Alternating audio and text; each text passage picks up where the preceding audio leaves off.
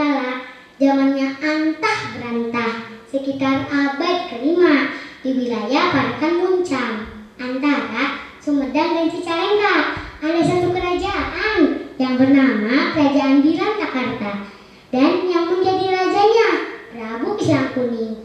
Suatu hari Kerajaan Bilantakarta berada di bawah naungan Kerajaan Galuh Ciamis. Prabu Pisang Kuning sangat bisa diandalkan dalam menata suatu wilayah. Kalau di masa sekarang boleh dibilang ahli dalam bidang perairan atau tatanan wilayah pertanian. Suatu hari Kerajaan Galuh punya hadiah besar, ingin membuka lahan pertanian di wilayah timur, yaitu Rawalakbok. Hajatnya ingin menyudutkan Rawalakbok, sebab karena Rawalakbok yang besar bisa disudutkan dan dibuat area pertanian, maka tatanan Galuh bakal tambah luas, lahan dan palawijanya bakal tambah jaya. Prabu Pisang Kuning diberi mandat untuk menggarap proyek besar tersebut. Di sela waktu yang telah ditentukan, Prabu Pisang Kuning berangkat dengan membawa pasukannya. Keraton Bilantakarta ditinggalkan hanya ditunggu oleh putra Prabu Pisang Kuning, yaitu Kanta Ramabaya, prajurit penggawa gulang-gulang dan sebagai abdi dalam kerajaan. Rombongan Prabu Pisang Kuning pergi ke arah timur menuju wilayah Kerajaan Galuh. Syukur bahagia hatiku, kamu sudah datang ke wilayah Kerajaan Galuh. Jangan ditunda-tunda lagi, segera rombongan jika ke Rawalakbok. Kata Raja Galuh, baik Gusti Prabu, apa yang Gusti Prabu titahkan akan hamba laksanakan, jawab Prabu Pisang Kuning sambil mengaturkan sumpahnya. Ya bagus, sebab karena Rawalakbok yang besar bisa disurutkan dan dibuat area pertanian, maka tatanan Galuh bakal tambah luas, lahan dan palawijanya bakal tambah jaya.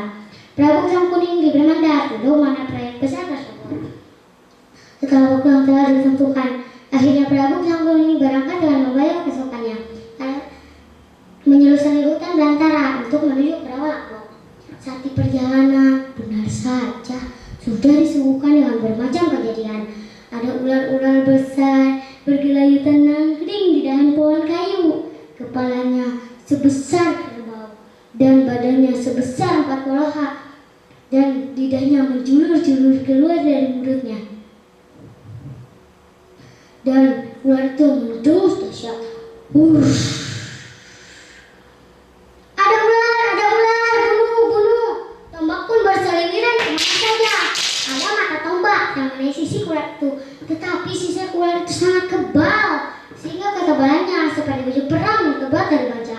Mundur kalian, kata Prabu Pisang Kuning. Prajurit pun memberi jalan. Ketika Prabu Pisang Kuning berhadapan dengan ular itu, mata beradu berpandang tajam. Kamu harus pilih satu di antara dua. Kalau kamu pilih jadi musuh aku sekarang juga, silahkan adu kekuatan sekarang juga. Jika kamu mau jadi kawan aku sekarang juga, pergi tinggalkan tempat ini dan jangan ganggu akan rencana kami, kata Prabu Pisang Kuning. Ular pun sesaat diam. Ular tersebut memilih langsung pergi masuk ke dalam hutan. Hore! Teriak para penggawa gembira. Tapi gangguan bukan cuma ular, ada sang nyamuk yang besar badannya sebesar burung bangau. Itu pun juga kalah oleh sang Prabu Pisang Kuning. Tapi gangguan bukan cuma nyamuk, ada sang lintah yang besar badannya sebesar gulungan kasur. Itu pun juga kalah dengan disumpahkannya daun bako ke mulut lintah itu. Prabu Pisang Kuning gelisah hatinya karena banyak gangguan yang datang dari bangsa siluman.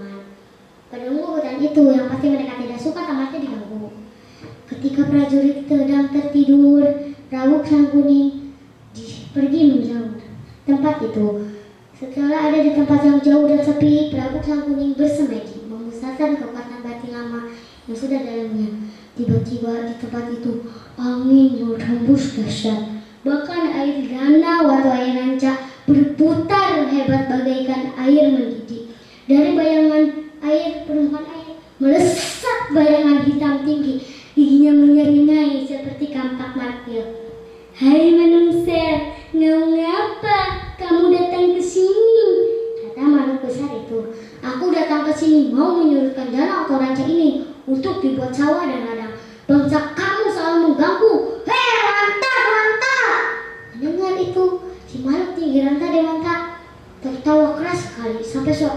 seperti halilintar sampai kilat menyambar jeger. Nyapa yang ganggu nyapa juga nyapa. Nyapa bilang mau membereskan ini tempat. Nyapa jelas mau merusak tempat ini. Manusia itu semata ingin merusak menarai alam untuk kesenangan manusia. Aku gak ingin ya, ini alamku, kata Raja Rata Dewata Mata. Hampir berkelahi sampai titik darah penghabisan. Berkelahi 7 hari 7 malam sampai pepohonan banyak yang tumbang. Air tumpah ruah, hutan pun menjadi rusak. Menginjak hari ke-8 mereka berhenti berkelahi karena tidak ada yang menang maupun yang kalah. Malah alam menjadi rusak. Gimana selanjutnya? Kata Prabu Sangkuding menantang. Selama ada yang masih merusak alam, aku pasti akan terus melawan. Kata kami, alam menguntungnya alam. Kalau alam rusak sama manusia, kami gak bisa hidup. Kata Raja Ranta Dewata. Gimana kalau saya ikut melestarikan alam? Apakah diizinkan? Kata Prabu Sangkuding. Asal manusia menepatinya lagi, ikut melestarikan alam dan memanfaatkan kekayaan hutan, masa siluman setuju saja. Cuma isi alam bukan cuma buat manusia, tapi buat seluruh makhluk hidup. Raja Ranta Dewata. Setelah ada kesepakatan dari Ranta Dewata, akhirnya Prabu Sangkuding mengerjakan proyeknya. Bahu-membahu di rawa Lakbo. Sebagian ranca disurutkan dan setelah kering ditanami palawija, menjadikannya sawah dan ladang. Bahkan Prabu Sangkuding mendirikan sebuah keraton yang sangat megah, lebih megah dari istana kerajaan Galuh. Kemakmuran di Pulau Majati cepat kali tersebar sampai ke telinga kerajaan Galuh. Siapa yang berani membuat negara di dalam negara, ha? Kata Prabu Galuh.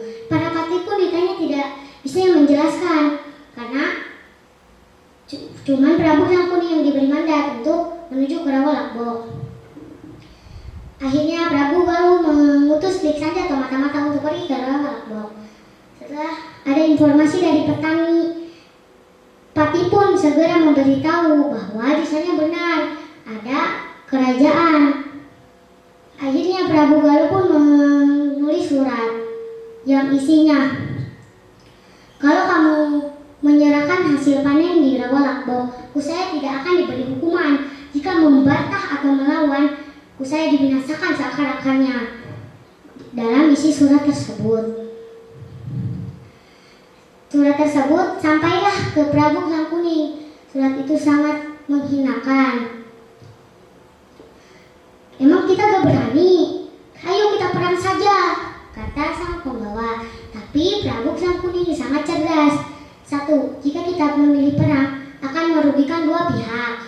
2. Jika kita menyerahkan mungkin tidak bisa. Jadi daripada memilih menyerahkan, kita tilam saja. Akhirnya Prabu Sangkuding mendiskusikan ke prajuritnya bahwa kita memilih tilam. Akhirnya dapat izin dari Ranta Dewata. Akhirnya Prabu Sangkuding tilam dan para prajuritnya. Itulah sekarang sampai sekarang cuman ada petilasannya saja. Itulah legenda Rawaona Pulau Majati Kota Banjar. Wassalamualaikum.